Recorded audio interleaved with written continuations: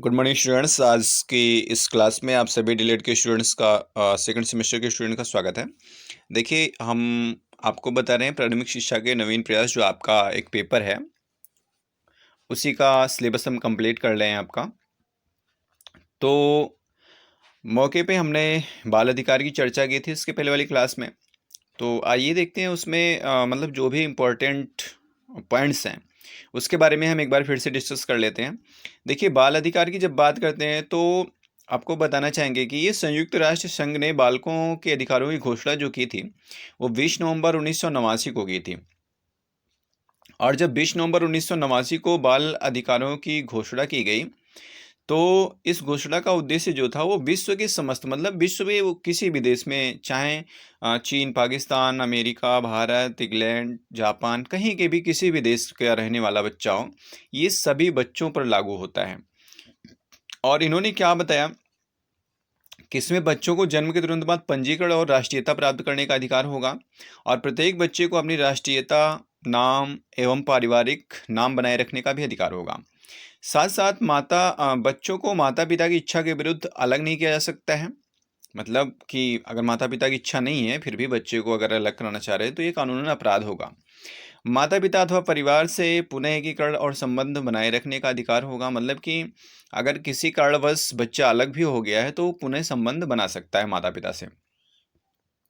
बच्चों के अपहरण, क्रय विक्रय एवं व्यापार को रोकने के लिए राष्ट्र द्वारा कानून बनाना। मतलब कि अगर बच्चों का, आपने सुना होगा बहुत से बच्चा चोर भी निकलते हैं। कभी कभी आपने सुना होगा या अखबार में पढ़ा होगा, समाचार पत्रों में, कि बच्चा चोर पकड़ा गया। तो इस तरह की जो घटनाएं होती हैं वो कानूनन अपराध मानी जाती हैं, और ख़ास तौर से बच्चों के केस में तो ऐसा बिल्कुल नहीं होना चाहिए। यदि माता पिता अथवा उनके लिए गए उत्तरदायी व्यक्ति बच्चों के साथ दुर्व्यवहार करते हैं तो राष्ट्र उन्हें संरक्षण देगा।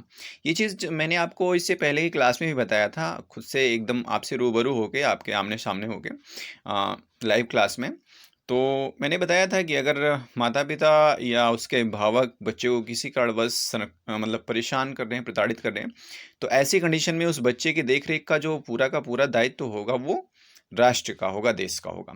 और बच्चों को नशीले पदार्थों के प्रयोग से रोकना चाहिए हमको। मतलब कि बच्चों को कभी भी नशीले पदार्थों का सेवन करने के लिए प्रेरित नहीं करना चाहिए। और जहाँ गोद लेने की मान्यता है वहाँ बच्चों के हित का ध्यान रखते हुए गोद लेना चाहिए या देना चाहिए। तो इस तरह से ये बाल अधिकार के मेन पॉइंट्स थे। और सबसे बड़ी बात इसमें यही है कि आपको ये चीज़ ज़रूर ध्यान रखना चाहिए कि बालकों के अधिकारों के संरक्षण के लिए जो संयुक्त राष्ट्र संघ ने घोषणा की थी वो 20 नवंबर 1989 में की थी। मतलब कि बाल अधिकार संरक्षण की जो घोषणा की गई वो 20 नवंबर सन 1989 में की थी। ये क्वेश्चन आपका टेट, सी टेट या मतलब जो भी कंपटीशन के एग्ज़ाम है उसके लिए भी इम्पोर्टेंट है, और बाकी आपका डीएलएड के लिए तो इम्पोर्टेंट है ही है। तो इस तरह से आपने देखा कुछ मेन पॉइंट, और फिर आगे हम चलते हैं। आगे के मेन पॉइंट जो हैं वह शरणार्थी बच्चों को संरक्षण प्रदान करना। शरणार्थी का मतलब है कि शरण में आए हुए, मतलब किसी भी कारणवश कहीं से भी निष्कासित बच्चे हैं तो उनको संरक्षण दिया जाए। किसी भी देश में चले जाएं, कहीं भी चले जाएं वो, तो उनको संरक्षित किया जाए। बच्चों को आर्थिक शोषण, खतरनाक कार्य करने तथा शारीरिक, मानसिक, नैतिक अथवा आध्यात्मिक दृष्टि से हानि होने से बचाना। मतलब कि बच्चों को आर्थिक शोषण, आर्थिक शोषण भी होता है ना, बच्चों से ज़्यादा काम कराते हैं, कम पैसे देते हैं। खतरनाक कार्य भी कराते हैं, जैसे बोझा उठवा लिया, है ना, या फिर आप उनको दुकान पे लगा दिया, बर्तन धुल रहे हैं। शारीरिक, मानसिक, नैतिक अथवा आध्यात्मिक दृष्टि से हानि ना हो, उनको ऐसा कोई भी कार्य नहीं करना चाहिए कि उनसे हानि हो। फिर है लैंगिक शोषण से बचाना। लैंगिक शोषण से हमारा मतलब है कि जैसे आपने बराबर न्यूज़ में देखता होगा, मतलब कि देखते होंगे आप कि जैसे कहते हैं कि 4 साल की बच्ची के साथ दुष्कर्म, तो इस तरह की जो घटनाएं होती हैं उनसे मतलब उनको संरक्षित करना चाहिए। तो बाल अधिकार की बात हम कर रहे हैं, तो बाल अधिकार में आप अब आगे जो है देखिए, सशस्त्र युद्ध में 15 वर्ष से कम आयु के बच्चों को नहीं भेजना चाहिए। भारत सरकार ने इस घोषणा को 11 दिसंबर 1992 को अंगीकृत किया। देखिए, यहाँ पे ये क्वेश्चन पूछा जा सकता है कि बाल अधिकारों की जो घोषणा 22 दिसंबर 1989 में संयुक्त राष्ट्र संघ द्वारा की गई, तो उसे भारत में कब अंगीकृत किया गया, मतलब भारत ने कब उसे स्वीकृति दी। तो वही डेट है आपका। और फिर है आगे राष्ट्रीय बाल नीति।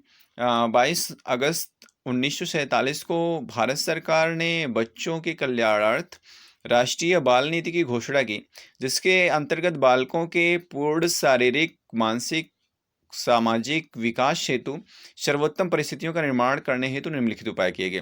पहला उपाय है बालक के जन्म से पूर्व तथा उसके बाद के विकास की पर्याप्त सेवाएं प्रदान करना और राज्य का प्रमुख उत्तरदायित्व होगा।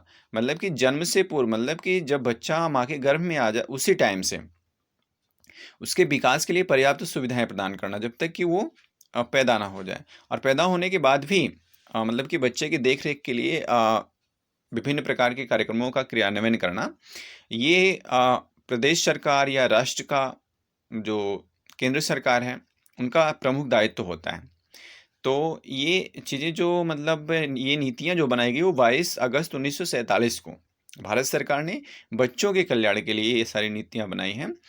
सेकंड पॉइंट है, राज्य को 6 से 14 वर्ष के आयु के समस्त बालकों को निःशुल्क एवं अनिवार्य शिक्षा उपलब्ध कराने का कार्यक्रम समयबद्ध तरीके से करना चाहिए।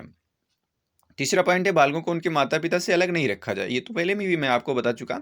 चौथा पॉइंट है, राज्य द्वारा बालकों के पोषक तत्वों के अभाव को दूर करने के लिए पोषाहार कार्यक्रम, आप देख ही रहे होंगे पोषाहार का वितरण किया जा रहा है। वैसे भी आंगनवाड़ी के माध्यम से या फिर जो प्राइमरी स्कूल चल रहे हैं वहाँ पे उनके लिए भोजन की व्यवस्था करके किसी न किसी बहाने से उन्हें पोषाहार वितरित किया जा रहा है। और अगला पॉइंट है, जो बालक औपचारिक शिक्षा से लाभ उठाने में सक्षम नहीं होते हैं, राज्य को उन्हें शिक्षा देने के लिए अन्य तरीके भी उपलब्ध कराए जाने चाहिए। मान लीजिए औपचारिक तरीके से मतलब विद्यालय शिक्षा नहीं प्राप्त कर पा रहा है तो अन्य माध्यमों से जैसे आंगनवाड़ी शिक्षा हो गया ना, उसके माध्यम से बच्चों को शिक्षा दिलाई है। छठा पॉइंट है, राज्य द्वारा 14 वर्ष से कम आयु के किसी भी बच्चे को जोखिमपूर्ण उत्पाद कार्यों में लगाने की अनुमति नहीं दी जाए।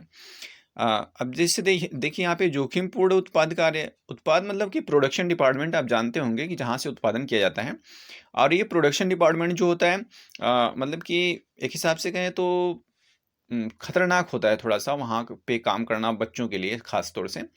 जैसे किसी भी चीज़ का प्रोडक्शन हो वो चाहे, क्योंकि प्रोडक्शन डिपार्टमेंट में क्या होता है कि बहुत बड़ी-बड़ी मशीनें लगी होती हैं और उन मशीनों से कब किसका अहित हो जाए ये कहा नहीं जा सकता। तो कहने का मतलब है यही जोखिम भरा कार्य होता है ना?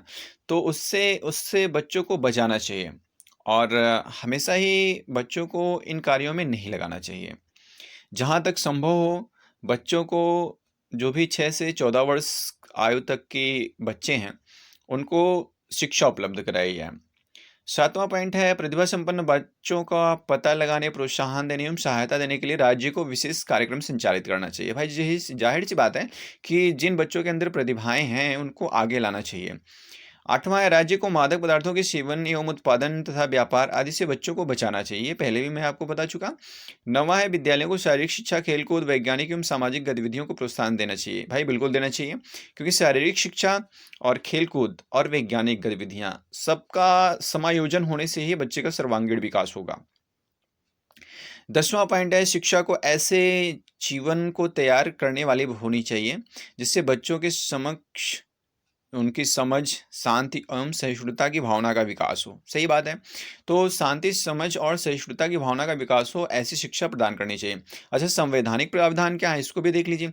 अनुच्छेद 23 के अनुसार, अनुच्छेद 23 में क्या है कि स्त्रियों एवं बच्चों का क्रय विक्रय ही नहीं वरन स्त्रियों और बच्चों का अनैतिक व्यापार भी दंडनीय अपराध है।